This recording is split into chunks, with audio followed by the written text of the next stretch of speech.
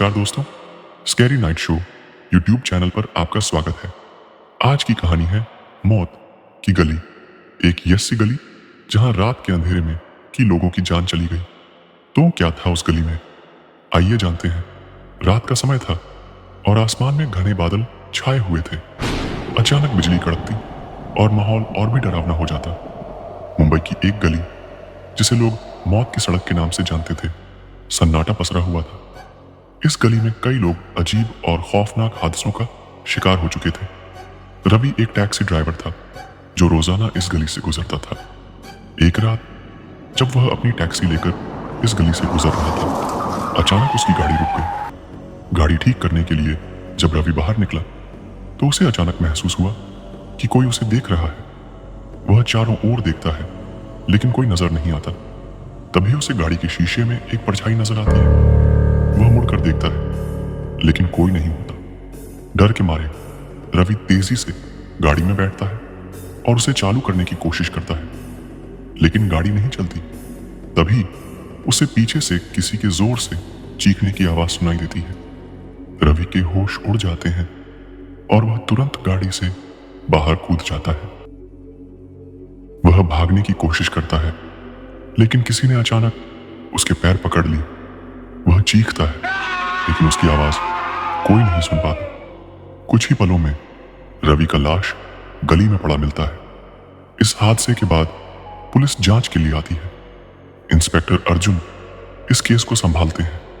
अर्जुन को इस गली के बारे में कई खौफनाक कहानियां सुनने को मिलती हैं, लेकिन वह इन बातों को अंधविश्वास मानते हैं।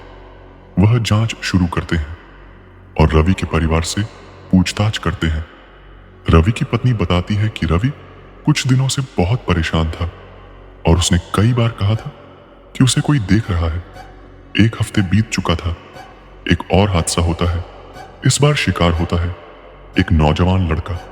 लड़के का नाम रोहित था। रोहित रात में दोस्तों के साथ पार्टी करके घर लौट रहा था। उसी गली से गुजरते हुए उसकी बाइक अचानक रुक जाती है। वह बाइक ठीक करने की कोशिश करता है। तभी उसे लगता है कि कोई उसके पास खड़ा है। वह मुड़कर देखता है लेकिन कोई नहीं होता। तभी उसे पीछे से किसी के हंसने की आवाज सुनाई देती है। वह डरकर भागने की कोशिश करता है लेकिन किसी ने उसे खींच लिया। रोहित की चीखें सुनाई देती हैं लेकिन कोई मदद के लिए नहीं आता। अगली सुबह रोहित का लाश उसी गली में मिलती है। इन घटनाओं के बाद अर्जुन को इस मामले में कुछ गड़बड़ी का एहसास होता है। वह खुद उस गली में रात में जाकर जांच करने का निर्णय लेता है। अर्जुन अपनी टीम के साथ गली में जाता है और वहां की पूरी जांच करता है। उन्हें वहां कुछ अजीब सी चीजें मिलती हैं जो उन्हें और भी परेशान कर देती हैं। अर्जुन को अब लगने लगता है कि यहां कुछ अजीब जरूर है। अर्जुन और उसकी टीम जब गली की जांच कर रहे थे तभी उन्हें एक अजीब सी परछाई नजर आती है। परछाई तेजी से उनके पास आती है और फिर गायब हो जाती है। अर्जुन को महसूस होता है कि यह कोई साधारण मामला नहीं है।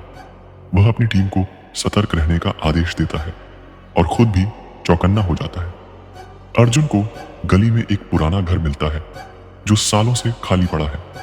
वो उस घर की जांच करने का निर्णय लेता है। घर के अंदर उसे कई पुराने अखबार मिलते हैं जिनमें इस गली के हादसों के बारे में लिखा है। अर्जुन को पता चलता है कि इस गली में कई साल पहले एक भयानक हादसा हुआ था जिसमें कई लोगों की जान चली गई थी। तभी से इस गली को मौत की गली कहा जाने लगा। अर्जुन को अब यकीन हो जाता है कि इन हादसों के पीछे कोई भूतिया ताकत है। वह और उसकी टीम उस घर में रात बिताने का निर्णय लेते हैं। रात होते ही घर में अजीब सी आवाजें आने लगती हैं। अर्जुन और उसकी टीम को डर लगता है लेकिन वे हिम्मत नहीं हारते। तभी अचानक एक भूतिया परछाई उनके सामने आ जाती है और उन पर हमला कर देती है। अर्जुन और उसकी टीम किसी तरह वहां से भागने में कामयाब होते हैं। अर्जुन को अब यकीन हो जाता है कि इस गली में कुछ भयानक है। वह और उसकी टीम पूरी तैयारी के साथ वापस उस गली में जाते हैं। वे घर के अंदर जाकर जांच करते हैं और उन्हें एक पुरानी डायरी मिलती है।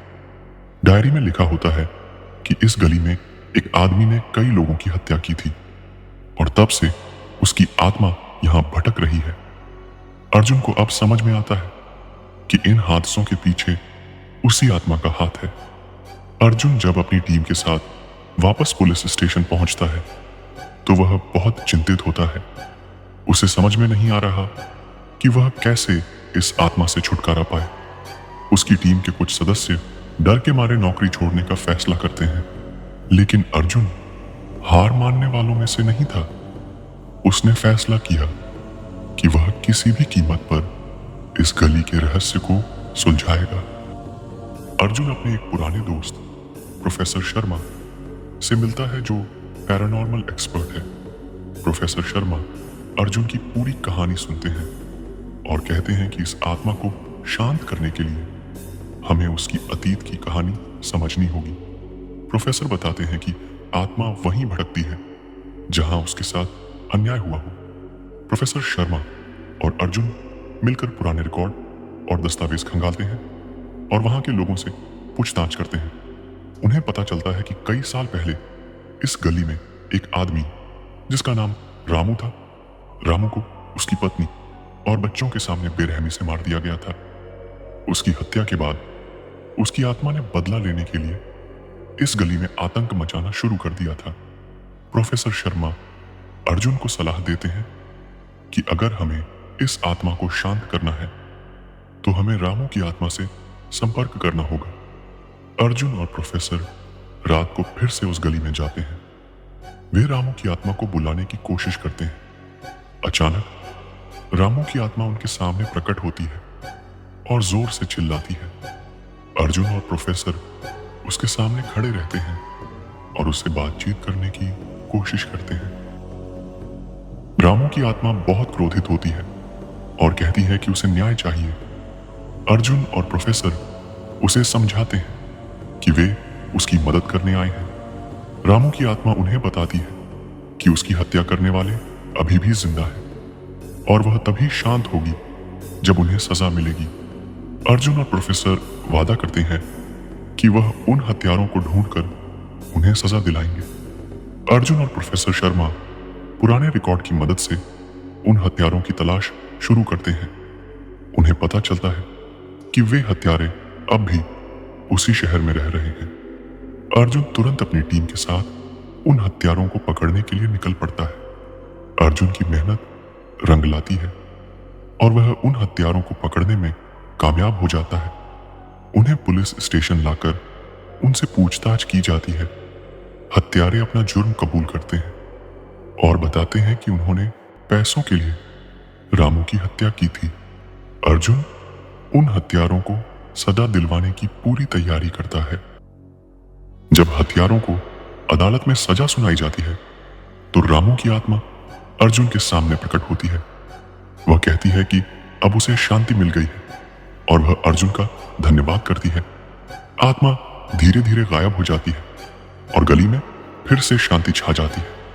लेकिन कहानी यहीं खत्म नहीं होती। कुछ दिनों बाद अर्जुन को एक और खौफनाक खबर मिलती है। उसी गली में फिर से एक आदमी का लाश मिलती है। अर्जुन को समझ नहीं आता कि अब क्या हो रहा है। वह फिर से उस गली में जाता है और जांच शुरू करता है। अर्जुन को पता चलता है कि इस गली में सिर्फ रामू की आत्मा नहीं थी, बल्कि कई और आत्माएं भी हैं जो यहां भटक रही हैं। वह समझ जाता है कि इस गली का खौफ कभी खत्म नहीं हो सकता।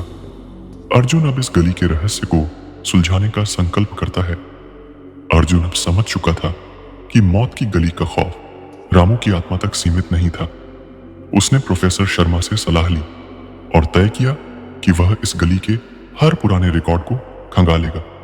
अर्जुन और प्रोफेसर ने कई दिनों तक विभिन्न दस्तावेजों का अध्ययन किया और पाया कि इस गली में पिछले 50 सालों में कई अनसुलझे हादसे हुए हैं। पुराने अखबारों और फाइलों के अध्ययन से अर्जुन को पता चलता है कि इस गली के नीचे एक पुराना कब्रिस्तान है जिसे समय के साथ भुला दिया गया था। इस कब्रिस्तान में कई लोगों को बिना किसी उचित रीति रिवाज के दफनाया गया था। अर्जुन को समझ आता है कि इन आत्माओं की बेचैनी और हिंसा का यही कारण हो सकता है। अर्जुन और प्रोफेसर शर्मा ने नगर निगम से विशेष अनुमति लेकर इस गली के नीचे खुदाई करने का निर्णय लिया। जब वे खुदाई शुरू करते हैं तो उन्हें एक पुराना तहखाना मिलता है। इस तहखाने में उन्हें कई कब्रें मिलती हैं जिन पर कोई नाम या पहचान नहीं होती। अर्जुन को अब यकीन हो जाता है कि यह जगह इन आत्माओं की बेचैनी का मुख्य कारण है। प्रोफेसर शर्मा ने अर्जुन को सलाह दी कि इन आत्माओं की शांति के लिए उन्हें यहाँ के पुराने रीति रिवाजों के अनुसार अंतिम संस्कार करना होगा। अर्जुन और उसकी टीम ने इस कार्य को अंजाम देने का फैसला किया। उन्होंने सभी कब्रों को उचित सम्मान के साथ खोला और अंतिम संस्कार की तैयारी शुरू की। अर्जुन और उसकी टीम ने जब अंतिम संस्कार शुरू किया तो अचानक आत्माओं का प्रकोप तेज हो गया। अजीब सी हवाएं चलने लगी, चीजें इधर उधर हिलने लगी और माहौल और भी डरावना हो गया। लेकिन अर्जुन और प्रोफेसर शर्मा ने हिम्मत नहीं हारी। उन्होंने रीति रिवाज के अनुसार आत्माओं का अंतिम संस्कार किया। अंतिम संस्कार के बाद गली में कुछ समय के लिए शांति छा गई। अर्जुन और उसकी टीम को लगा कि अब यह गली सामान्य हो गई है, लेकिन अर्जुन के मन में अभी भी संदेह था। उसने फैसला किया कि वह कुछ दिनों तक इस गली पर नजर रखेगा। एक रात जब अर्जुन गली में गश्त कर रहा था, उसे एक बच्ची की आवाज सुनाई दी। उसने आवाज का पीछा किया और देखा कि एक बच्ची गली के अंत में खड़ी है। अर्जुन ने उससे पूछा कि वह यहाँ क्या कर रही है, लेकिन बच्ची ने कोई जवाब नहीं दिया और अचानक गायब हो गई। अर्जुन को समझ में नहीं आया कि यह क्या था, लेकिन उसे लगा कि यह रहस्य अभी खत्म नहीं हुआ है। अर्जुन ने गली के पुराने निवासियों से बात की और पता चला कि कई साल पहले एक बच्ची इसी गली में गायब हो गई थी। उसे कभी नहीं ढूंढा जा सका था और लोग मानते थे कि उसकी आत्मा अभी भी यहां भटक रही है। अर्जुन ने फैसला किया कि वह इस बच्ची की कहानी को भी सुलझाएगा। अर्जुन ने बच्ची की आत्मा से संपर्क करने की कोशिश की और पाया कि वह आत्मा बहुत दुखी और नाराज थी। अर्जुन ने प्रोफेसर शर्मा की मदद से बच्ची की आत्मा को शांत करने की कोशिश की। उन्होंने उस आत्मा से उसकी कहानी सुनी और उसे न्याय दिलाने का वादा किया। अर्जुन और प्रोफेसर शर्मा ने कई आत्माओं को मुक्ति दिलाई, लेकिन उन्हें समझ में आया कि इस गली का खौफ कभी पूरी तरह खत्म नहीं हो सकता। हर बार जब वे एक आत्मा को शांत करते तो दूसरी आत्मा का प्रकोप शुरू हो जाता। अर्जुन और प्रोफेसर शर्मा ने अंततः यह समझ लिया कि इस गली के खौफ को समाप्त करने के लिए उन्हें कुछ बड़ा और स्थायी समाधान निकालना होगा।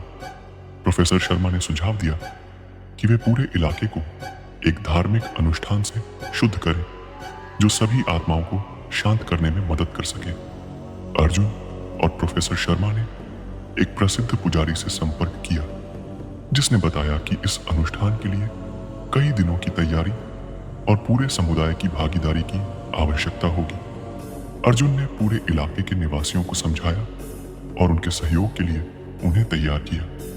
लोग भी इस गली के खौफ से छुटकारा पाने के लिए तैयार थे। अनुष्ठान की रात पूरे इलाके को रोशनी से सजाया गया।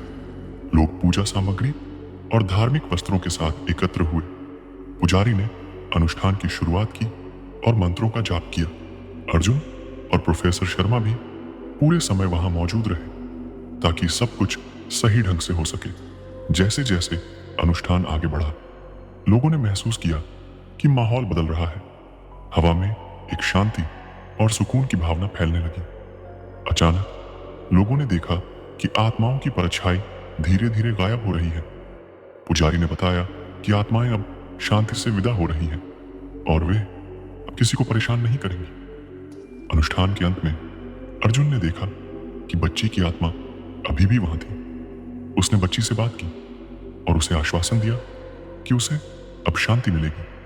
बच्ची की आत्मा ने मुस्कुराते हुए विदा ली और एक चमकती हुई रोशनी में बदल गई, जो धीरे धीरे आसमान में विलीन हो गई। अर्जुन और प्रोफेसर शर्मा ने महसूस किया कि अब इस गली का खौफ खत्म हो चुका है। गली में अब कोई भूतिया घटनाएं नहीं होती। लोग अब बिना किसी डर के इस गली से गुजर सकते थे। गली में रहने वाले लोग भी अब चैन की नींद सो सकते थे। दोस्तों, कहानी अच्छी लगी तो चैनल को लाइक एंड सब्सक्राइब करना मत भूलना। धन्यवाद।